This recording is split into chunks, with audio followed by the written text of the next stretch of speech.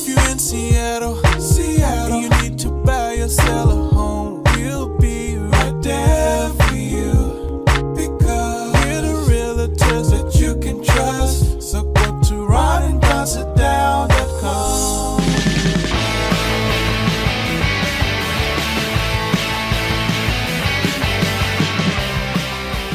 You're listening to The Ron and Don Show on the Ron and Don Radio Network. Hey, you guys, what's going on? Welcome to another edition of the Ron and Don Show, and we are back live in the Les Schwab studio. What is up, Ron and Don Nation? Hey, coming up on the Ron and Don Show, Ron and I haven't talked about this before. I'm going to ask Matt also. Is there something going on in the internet with with an influencer where you've decided to give something that they're talking about a shot? I told you about beef tallow a number of months ago and trying out the beef tallow. I'm wondering if there's anything that you are being influenced by, and so you're like, you know what? I'm thinking about it. I have something I want to share with you guys, and I want to get your thoughts on whether I should engage in this or not. Okay. Also, we got to talk about Mackenzie Scott, who Jeff Bezos said, here's billions of dollars, I'm leaving, and I'm going to marry a helicopter pilot, and I'm going to marry her 3, 4, 5 different times. How many weddings has Jeff Bezos had? I think he had like 6 weddings in a week. He's able to and my understanding is he's still on his honeymoon. My favorite thing is inviting people that you don't know that just happen to be famous. That's a new thing. Yeah. Also, yeah, I read that article as well. And then if you look at Mackenzie Scott, his ex-wife, the billions that she has and what she does and how she doles it out, it's pretty interesting. And it's kind of a model that I see. I saw another billionaire pass away in the last couple of years. It's a similar model in the way that she decides where the money's going and who's going to be involved in that decision. I can't wait for the guest list on the Travis Kelce Taylor Swift wedding. That's going to It's be going to be like half NFL bros. Did you see his garage beer just went to his they have a beer with his brother? It's just called garage beer. Okay. It's estimated value this morning, and it's just him and his brother sitting out in a garage drinking beer that says garage beer on it. Yeah. They got their flip-flops on. They're sitting in lawn chairs. Right. That garage beer today is it's worth $200 million. Wow. Garage beer.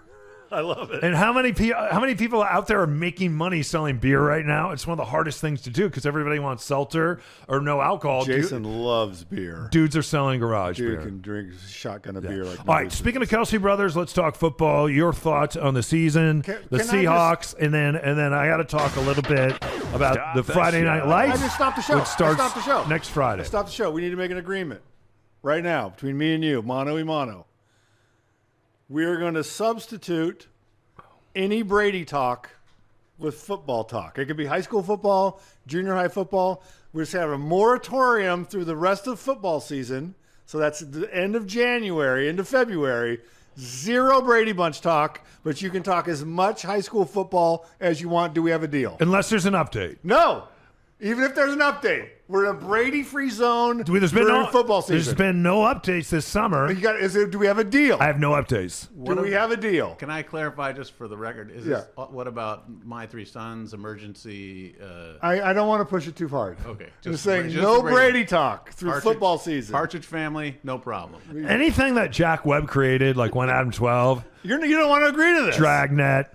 Emergency. I think you should agree. The 3 emergency movies. This is a fair offer. Anything involving Squad 51. Watch my negotiation skills. I can't let that go. This is a reasonable offer. This is what I'll say. When I look at the app, and you know that Greg and Peter have their own Brady Bunch. So why will you not agree to this? As long as they don't, because they stopped it and they said it's over. Well, but you're going to go into so deep in the weeds of high school football. And they said everyone was so sad. I'm trying to bargain with you. And then on the last episode, they bring Jan in, and it saves the podcast. So you're not well. So okay, then as long as there's no updates. How many? Then we're going to limit the high school football talk. Okay, sounds good. For those of you wondering what a Ron and Don sit down is like, this is it right. What are your take on the Seahawks this year? Because they're only picked to win 6-7 games. They're picked to have a loser season, and they're picked to finish last in the West. And here next week, by the time you hear this, I think I think the San Francisco game will have already happened. What happened in that game? I I don't know. Did we like, win it or lose? Did we win it or lose it? There were flurries in the preseason where the run game looked like Beast Mode Part 2. Yeah, it did. And then there were other flurries where, like, we're not going to score a point. It's going to be 0. It's going to be goose egg. Well, that's when all the guys were. The problem is what teams do now, and even in the last game, is they don't play any of their starters, Right. and they don't even play any of their backups. So when you're watching ball, like the last, they either do it in the second game or the third game. They just totally turtle the game, and that's why they've gotten rid of one preseason game. I think the good thing about preseason, though, is the tickets don't get marked up that much. It gives people an opportunity to go. Like, if you've never been to a Seahawk game and you're going to go to this Niner game, you might be spending $2,000 to go between parking, food, the tickets, the markup on the tickets. If you're going to a bar beforehand, sometimes people need a hotel that night. You said before you're buying gear for your son's friends. You could spend $2,000. So the good thing about a preseason game is you can go to that game. Usually the tickets are marked down or they're close to free. And when your kid's younger, they don't know, and they can still have something like a Seahawk experience, which I think is great. I think we're going to be a middle of the pack team, like maybe a little bit above 500. But this is what everyone's saying. Why are you going with what everyone's saying? Because if you're going to have a podcast, you have to be outrageous. Okay, we're going to the Super Bowl. Thank you. Super Bowl bust. Thank you. That's my thoughts, too. All right. All the way. I don't think we lose a game this year. So undefeated. I'm in. San Francisco 49er game, I bet we won it 52-7. Yes. What do you think? We're the next Bill Belichick of North Carolina football. Oh, my God. How'd he do? He did great in that first week. Him and his 26-year-old girlfriend. Well, I like they scored a touchdown and Michael Jordan was there. They did. And like he was 7 plays. It looked like world beaters. And he was loving it. Yeah. And then not loving it. I mean, we are the Arch Manning of professional football. What do you think's going on with Arch Manning? Well, he played against a professional. I think so. Arch Manning, I think he's going to be fine. From Texas. Texas went to Ohio State, one of the hardest places in college football to play. Huh. And Matt Patricia, they just hired a NFL defensive mastermind that threw stuff at him he'd never seen before, and so they just got beat. They didn't get destroyed. Arch Manning's going to be fine. He'll be fine. Okay. What did you? What is your take on the Lincoln Lynx this year? I have only seen some. The Lincoln. I've Lynx. only seen some grainy cell phone footage from like 100 yards away. Yeah. It is usually focused on the interior line, so it's hard to really get a good feel. I didn't get any 12-on-12, 11-on-11 film from up in the skybox. So I got some insider information. Do you want it? Sure. Okay. I'll give you some insider information because I've been running all the media for the Lincoln Lynx. You're running the media? Running the and media. That's the kind of footage you're sending out? No, that's not the footage. We have we have 3 cameras. We have a Sky Tower. We have all kinds of cool stuff. So don't tell anyone this. Our new head coach is playing. We're playing. By the time you've heard this, we will have played Mercer Island on a Friday night, right? Okay. Mercer Island, that's where Pete Carroll, just to goof off, he would go over there and coach his grandkids over there. He lives on Mercer Island. They have a football stadium on They have Mercer an amazing Island. stadium. They have an amazing team. And so our coach used to go to Mercer Island. Okay. And so we did some hijinks over the weekend to Mercer Island. If you'd like to know what we did. Would you like to know what we did? I'd love to know what you did. All right. Well, we had something called a Jubilee. Do you know what a Jubilee is? I imagine there's some refreshments and a lot of awkward kids standing around with their jerseys. Yeah, and I don't like the Jubilee because I used to go to like evangelical Jubilees when I was younger at church, and you'd pretty much be stuck at church all freaking weekend at the Jubilee. So when I hear Jubilee, and now we're gonna have like a Jubilee. What they do is they bring in 6 different high school teams, and you play each team for 10 I minutes. see. It's a round robin. Yeah. So guess what we see? We look up in the stands. Who's up there? Pete Carroll, No, pretty close. Arch Manning, No, pretty close. Marshawn Lynch, No, pretty close. Russ Wilson, No, pretty close. Mark McGuire. You're getting closer. I have no idea. 6 coaches from Mercer Island are at our Jubilee. Oh, they're scouting you. Scouting up in the stands. Aha! So I can tell you what we did right now because it's already happened. If it hadn't happened yet, couldn't tell you. Have I told you? No, we haven't talked. I haven't pulled you aside and told you. And this is inside. This is inside the insider information that I'm giving you right now. High school football. This is from camera number 3 standing. In fact, I got this information standing up on a ladder. And Matt asked me how I hurt myself over the weekend. Maybe I fell off the ladder, but I'm not going into it. All right. Because that's inside a information. significant limp. You do have to be careful about standing on a ladder I found in the end zone, and there's a bunch of high school football players flying around. They might hit you. Oh, of course they will. Yeah, and you may be like 7-8 feet up on the ladder getting a good shot. It's not a great shot when you come down. It is not. That footage will be coming out and going viral within the next couple days. I'm deciding what I want to do with that. Anyway, guess what we do? Run fake plays. The whole time. Nice. And we were horrible because we're running plays that we never expected to play, and we're just running pass play after pass play after pass play. Guess what we do? You run. We don't pass. Right. We're a running team. You run first team. Everybody wants to run now, right? Harbaugh's going to run. Mike McDonald's going to run. Coach Pete Carroll's going to run. So guess what we're doing, the Lincoln Lynx? Can I just do a side? We're running, and the fullback is back. In fact, I asked this question when the parents were brought together, and I raised my hand. It's the first question I asked the coach. I said, will we see some wham blocking, and will the fullback return, who is actually the Mike linebacker on the offensive side of the ball? Who used to play fullback on my team 40 years ago right here for the Colorado Eagles? This guy right here, right? So coach said, I can or I can't tell you, give you that insider information. Now that I've been there running the cameras, I know. I don't have to ask. Sidebar here. So we ran all pass plays, and we're not a passing team. We didn't complete a lot of passes. Are you And now Mercer Island thinks we're a passing team. So they have prepared for a passing team this week. We're a new coach. That's what's on film. Guess who put that on film? This guy right here. Are you in any official capacity? Because you trade film with the other team. With the Lincoln Lynx. I am. Yeah. What are you officially? I'm running all their cameras for them. You are the least techie guy I've ever met in my life. Well, I went and got my friend, old John Robbins. John Robbins, his son is playing as well, and he's a professional photographer. So when you look at my photography and John Robbins' photography, it makes his photography look so much better. So people are more appreciative for his work. I'm fine with that. Okay. I'm fine with being the least helpful photographer there. But when it matters, I'm up on that ladder, and I'm willing to go down hard. I can't wait to as see I it. prove over the weekend. So, what is your take on the Lincoln Lynx? What are we doing?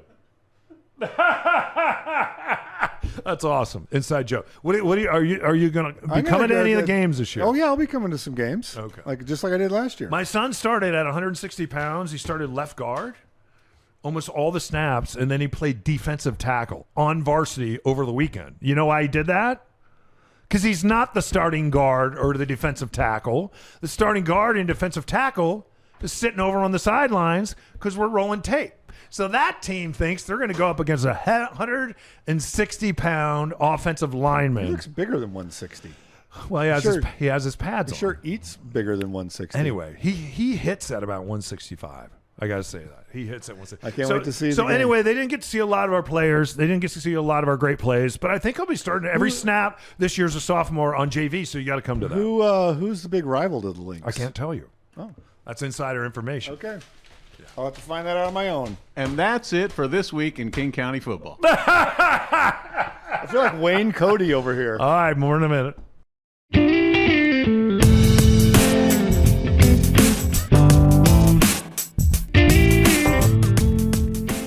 Hey, you guys, Ron and Don here from Les Schwab. You know, I got our new Les Schwab tires. You and I are going to do a Ron and Don sit down.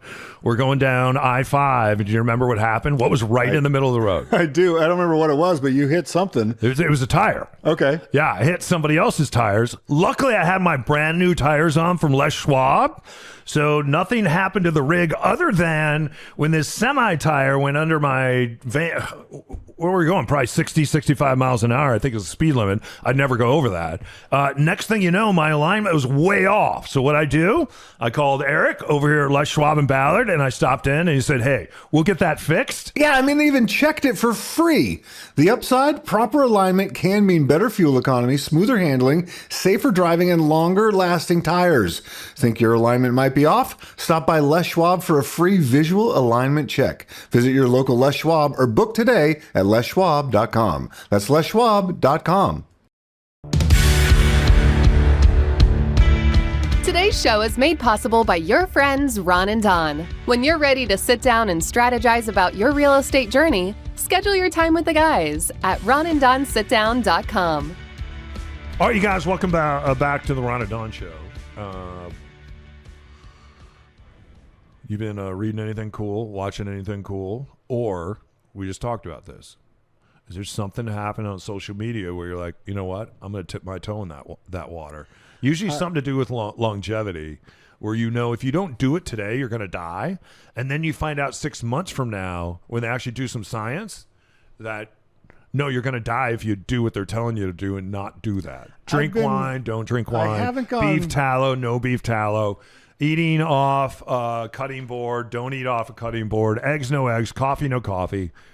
Who's influencing you out there? And hopefully it's somebody with no scientific background at all, because they seem to be running the world. So I haven't gone full bore on this, but I'm dipping my toe in the water. But you're eating boar. No. Interesting. No. Is that a longevity play? It's this guy called the knees over toe guy. And he's supposed to be a knee expert. I saw this. My knee's been jacked up ever since I got in this car crash, and I've been trying to rehab my knee.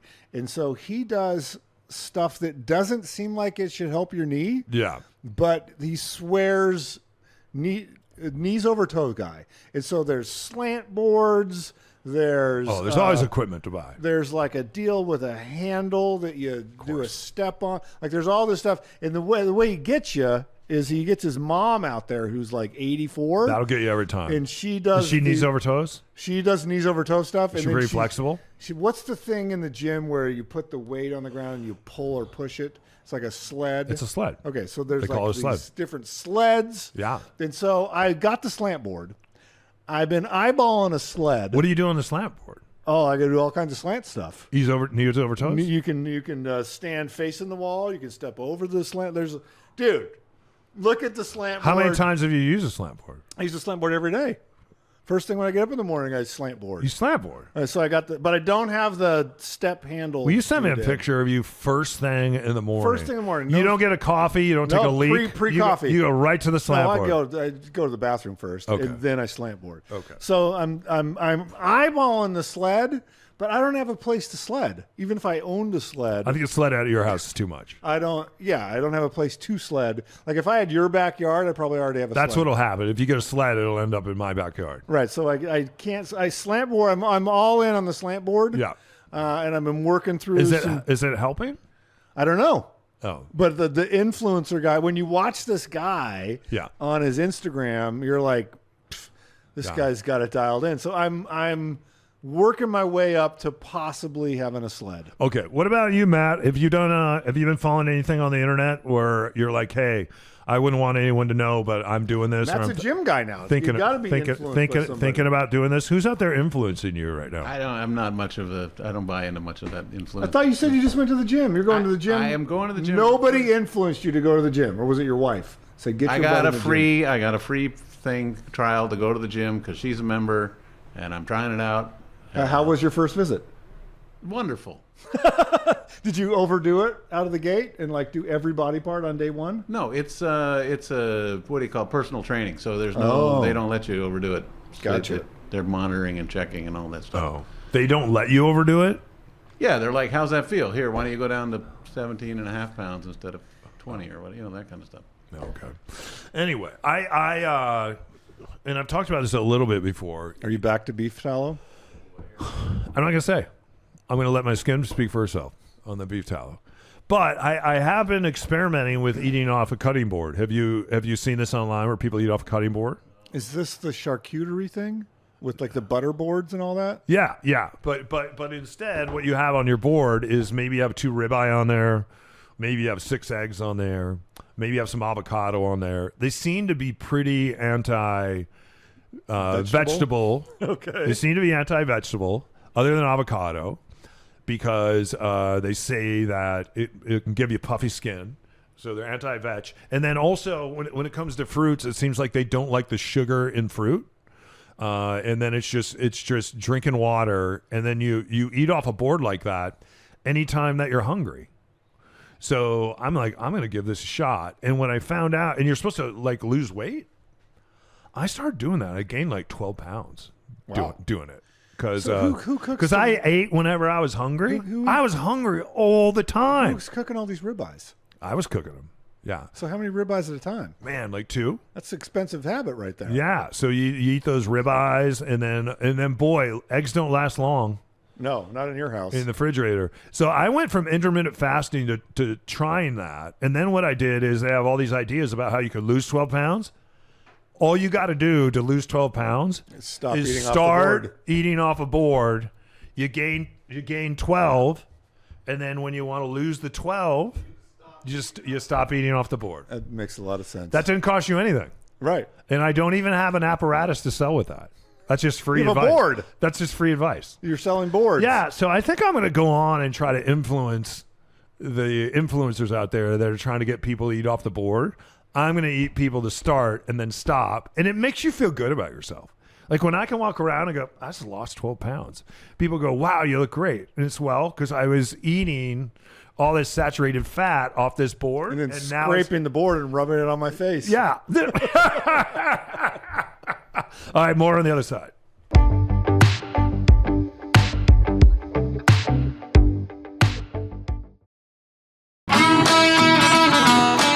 You're listening to the Ron and Don Show on the Ron and Don Radio Network.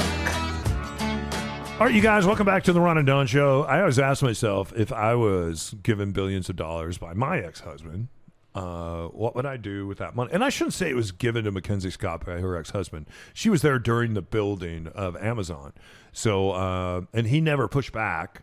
Of course, I don't think you can in Washington State. It's a community property state. Yeah, community property state. So she I ended think up... she took less than she was entitled to if you go to the letter Seems of the like she law. took less. She went out and married a teacher, which that didn't seem to work out. No. But boy, she's been giving away a lot of money. And I think what you find, I've heard Melinda Gates talk about this at the Gates Foundation. It's really hard when you have a lot of money and you're trying to give that money away because you don't want to give it to the wrong person. And a lot of these billionaires and high-level millionaires who want to give their money away, they learned a lot with Oprah Winfrey, right? When she had opened that school, and then we find out that there's abuse happening in that school, and then all of a sudden it's traced back to Oprah. She's quitting her show. Dr. Phil disappears. Boy, is he a piece of work lately. Well, but what is your take on... Oprah was a little bit different because she would brand everything Oprah. I think that the genius of Mackenzie Scott is that she just finds organizations that she likes. She gives them money, and she doesn't need it to be the Mackenzie Scott Memorial Fund. It's just she just gives them the money. And doesn't bring out the TV camera right to self-congratulate and tell the story. The Oprah thing was because it was the Oprah Winfrey School for Wayward Girls or whatever. Yeah. And I think to contrast against the Bill and Melinda Gates Foundation, Bill approaches philanthropy with the same rigor that he did running Microsoft, meaning that he wants to maximize and squeeze every nickel out of every result and tracks everything down to like what thing did the most good. And like, it's a very rigorous process, which you respect. But there's also something to be said for what Mackenzie has done, which is find people that you vibe with. If you think they're doing a good thing, give them some money. And then step away. Like they're responsible for it. They're responsible for the results. I'm not going to insert myself into this other charity and micromanage how they use those funds. Will some of it be not as effective? Probably. But also, I think she has a ability to trust people to do what they say they're going to do. And I find that admirable because I'm probably more like Bill in the way that I want to kind of micromanage a lot of times or have my hands on every decision point. So the fact that Mackenzie can just say, here's a lot of money. I believe in you. Go do the best with it. Yeah. How will that accelerate itself? It's interesting when you look at Paul Allen. When Paul Allen didn't know he was dying, and I dated someone that was on his board, he's a real stickler, and they would have board meetings, and they would sit around and decide who'd get money, who wouldn't get money. And then all of a sudden he found out he was dying, and he writes a book to kind of explain his role at Microsoft, which I think is called Turning Point. No, Idea Man. Or Idea Man, that's right, Idea Man. Turning Point is George W. Bush's book, which you find out when you read that there actually weren't a lot of ideas. And certainly he was not Idea Man. But with that, he decided to start having meetings that he would show up anywhere in the world. So he could be out on his boat or out on Octopus or staying here in Seattle or one of his other places. And he had a very small staff, and they would just jump on, and he would say, hey, who should we give money to? Or here's where I would like to give some money. Or here's when I'm gone where I would like my money to continue to go. Even when you look at the Seahawks, you know the Seahawks are going to be sold because Paul Allen has his hand in it. Whether that we're going to wake up someday and they're going to announce that the Seahawks have been sold. And maybe someone like Mackenzie Scott owns them. I don't know. She certainly could. So with that said, Paul Allen just started really increasing his giving, because I think for a lot of that giving, sometimes your ego's tied up in that. I think he wanted to do good, but I also think there's some ego to it, and you can see that in his book. Well, even like the Paul Allen Brain Institute.